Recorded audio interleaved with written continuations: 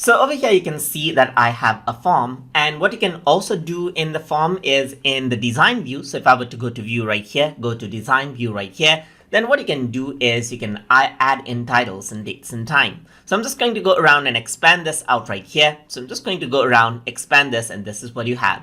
So I'm going to go around over here on to title, click on this, and you can see that it selects out the title right here, and you can rename out the title to whatever you want, simply just like this. So you can expand this out. This is the title, as you can see.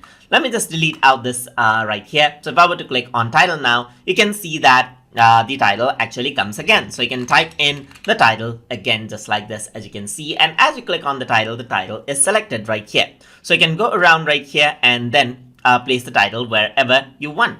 So another thing that you can do is insert out date and time over here as well. So if I were to click on date and time, you can go around and choose the format you like. You can also include time if you want to. So let's say I don't want to include time right here. I just want to include date. So I'm just going to select that and press OK. And what happens is that there is the date right here.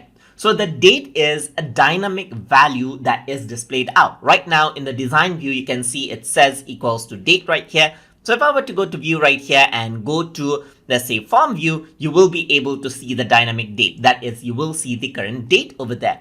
Let me just go around onto the design view right here. So if I were to go to date and time and enable the include time option right here and press OK, you can see the date and time. So now if I were to go to form view right here, you can see the current date and the time itself.